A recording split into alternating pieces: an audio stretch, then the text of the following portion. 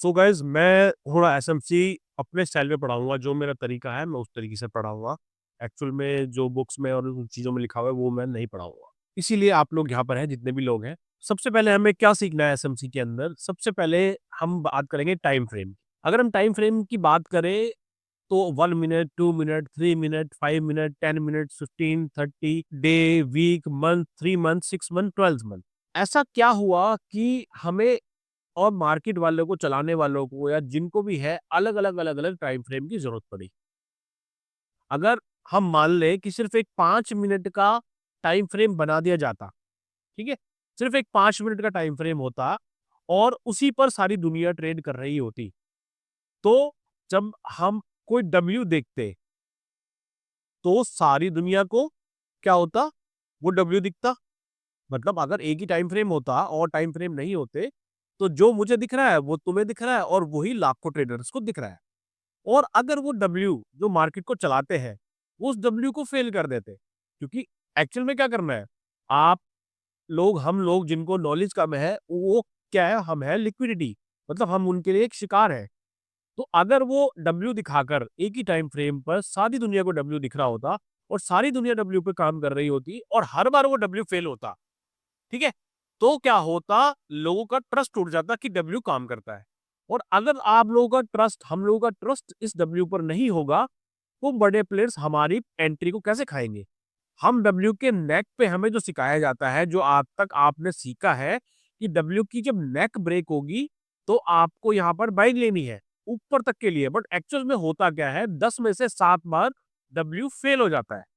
तो अगर एक ही टाइम फ्रेम रहेगा और डब्ल्यू पे सारी दुनिया ट्रेड करेगी, तो जो F I I D I है या फिर जो भी बड़े बड़े प्लेयर हैं, वो हमारा शिकार कैसे करेंगे? वो यहाँ पर पूरे में शॉर्ट क्यों करेंगे? हमारी बाइंग की पोजीशन को वो शॉर्ट करके लेके जाएंगे, तभी तो वो पैसा कमाएंगे। तो इस वजह से क्या हुआ? बड़े प्लेयर्स की सुविधाओं के लिए, उन चीजों के लिए अलग अलग टाइम फ्रेम का यूज किया करना पड़ा और बनाना पड़ा। अब आपको समझ रहा है ये क्या है? एक ट्राइंगल है, ठीक है। इस ट्राइंगल के अंदर एक और ट्राइंगल है, ठीक है। उस ट्राइंगल के अंदर एक और ट्राइंगल है, ठीक है। उसके अंदर या उसके आसपास एक और ट्राइंगल है, ठीक है।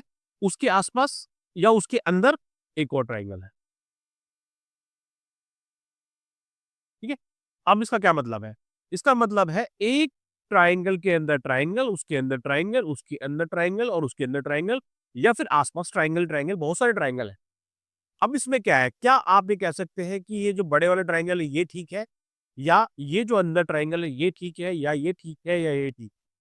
एक्चुअल में सारे ही ट्राइंगल है और सब अपनी अपनी जगह ठीक है। ओके। तो कहने का मतलब क्या है कि अगर हम कोई बड़े वाले ट्राइंगल को देख रहे हैं, तो वो बड़े रूप में वो बड़ा ट्राइंगल जो है वो अपनी जगह बिल्कुल ठीक है। और हम बिल्कुल छोटे वाले ट्राइंगल को देख रहे हैं तो हमें दिखने में छोटा लग रहा है, बट इसके अंदर जो भी लोग हैं या जो इसको मानने वाले हैं, वो उनके लिए वो ठीक है। अब मैं एग्जाम्पल आपको क्यों बता रहा हूँ? ये एग्जाम्पल मेरे को इसलिए बताना पड़ा कि यहाँ पर हमें सीखना है आज टाइम फ्रेम। टाइम फ्रेम का मतलब यहाँ पर 1 मिनट और 1 घंटा, ठीक है, दो चार्ट होते हैं। 1 मिनट का चार्ट, 1 घंटे का चार्ट। 1 मिनट के चार्ट को अगर हम देखें यहाँ पर, ये 1 मिनट का चार्ट है। 1 मिनट के अंदर एक कैंडल बन रहा है, तो ये क्या हुआ? ये एक छोटा ट्राइंगल हुआ, छोटा ट्राइंगल। इसका रीजन क्या है मैं अभी आपको बताऊंगा। मैं बहुत तरीके से सिखा रहा हूँ आपको। अगर आप, ये ठीक है, ये हो गया छोटा ट्राइंगल, ठीक है। तो यहाँ पर जो काम कर रहा है या जो कुछ भी, जो भी लोग कर रहे हैं काम, उनको वो एक बहुत छोटे ट्राइंगल पे काम कर रहे हैं। अब इसी को मैं कर दूं 60 मिनट का, 1 आवर का, ठीक है, 1 आवर का,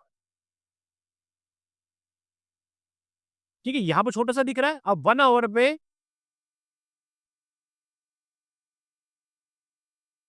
यहाँ पर भी मैंने ट्राइंगल बना दिया। ओके।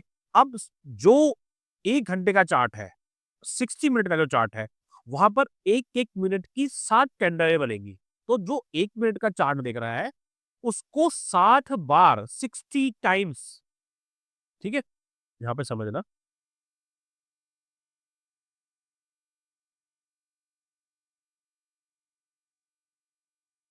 ठीक है? ये मैंने ट्रायंगल बनाए, दोनों ट्रायंगल। एक मैंने बनाया था 1 मिनट के चार्ट पर, क्योंकि इसको हर 1 मिनट पर अलग-अलग चीज़ें हो रही है। मतलब इसका जो ट्रायंगल है वो छोटा बन रहा है और ये वाला ट्रायंगल मैंने बनाया 60 मिनट के चार्ट पे, मतलब 60 मिनट पे। अब जो 60 मिनट का या 1 आवर का चार्ट फ्रेम को देख रहा है बंदा, उसको सिर्फ 1 कैंडल दिखेगी 1 घंटे के अंदर, और आपको दिखेगी जो 1 मिनट पे काम कर रहा है, उसको हर मिनट पे क्या होगा, कैंडल्स दिखती रहेंगी। ठीक है? अब इसका कहने का मतलब क्या है, मैं क्या समझाना चाह रहा हूँ इसमें? इसका मतलब ये समझाना जा रहा है कि आप लोगों को, जो भी लोग यहाँ पे काम कर रहे हैं, हम लोगों को उलझाने के लिए ये सारी चीज़ें की गई हैं कि 1 मिनट वाला 1 मिनट में फँस जाए, 1 घंटे वाला 1 घंटे में फँस जाए, 5 मिनट वाला 5 मिनट में फँस जाए, 15 मिनट वाला 15 मिनट में फँस जाए। ठीक है? तो वो अपने-अपने, किसी को डब्ल्यू 1 मिनट में दिखेगा, किसी को एम पैटर्न डे के चार्ट में दिखेगा, किसी को वीक के चार्ट में दिखेगा। तो क्या है, हम लोग आपस में उलझे रहे और ये हमें हर टाइम फ्रेम पे जहाँ इनका मन करेगा वहाँ हमें ये ट्रैप करते हैं। अब मेरा बताने का मतलब क्या है? बताने का मतलब सिर्फ ये है, हमें क्या करना है, एक छोटा-सा पज़ल है, ठीक है? पज़ल है, जैसे आपने देखा होगा बच्चों के पास पज़ल होते हैं, उनको जोड़ना होता है। तो हमें क्या करना है, हमें एसएमसी सीख कर छोटे-छोटे, छोटे-छोटे पज़ल्स को, जितने भी मेरे छोटे-छोटे पज़ल्स हैं, उनको जोड़कर, हमने ये पज़ल जोड़ के मतलब हमने सारे टाइम फ्रेम को जोड़ने के बाद एक पिक्चर बनानी है। और वो पिक्चर हमें क्लियरली दिख जाएगी, ओके? वो पिक्चर हमें क्लियरली दिख जाएगी, हमें क्या करना है, 1 मिनट, 5 मिनट, 15 मिनट, 1 घंटा, जो भी है, जो मैं सिखाऊँगा आगे, उसको सबको ढूँढ के और उस पज़ल को सॉल्व करना है। मतलब जो हमारा ये पहेली है, इसको सॉल्व करना है और वो एसएमसी से सॉल्व हो जाएगी, ओके? देखिए, ये हमारा बिटकॉइन का चार्ट है। यहाँ से देखो, ये डे का चार्ट है, डे के चार्ट पर एक कैंडल बनती है, मार्केट ऊपर जाता है, वापिस जाने के बाद 2-3 दिन में यहाँ पर ये एक पुल बैक मार रहा है। मतलब ये इस रेट से, हाई से हल्का-सा नीचे आ रहा है, ठीक है? यहाँ से नीचे आ रहा है। तो ये यहाँ पर जो ये, जिसको ये ट्रेंड दिख रहा है, जिसको ये वाला ट्रेंड दिख रहा है, बड़े टाइम फ्रेम पे, उसके लिए ये ट्रेंड कुछ और है, ठीक है? और आपके लिए अगर यहाँ से ये गिरा है, अगर मैं इसको मार्किंग करूँ, मैं इसको मार्क कर दूँ यहाँ पर, ठीक है? और मार्क करने के बाद सिर्फ ऐसे एक एरो लगा दूँ, यहाँ तक। तो बड़े टाइम फ्रेम वालों के लिए ये क्या है, यहाँ से टच करके बस नीचे आया है, जो डे के चार्ट पे देख रहा है। इसी को मैं अगर 1 घंटे के चार्ट पे लेके जाऊँगा, तो थोड़ी-सी एंट्री मुझे, यहाँ पर देखो, थोड़ा-सा एंट्री अगर हम सीख लेंगे, उसके बाद एंट्री मुझे थोड़ी फास्ट मिल जाएगी।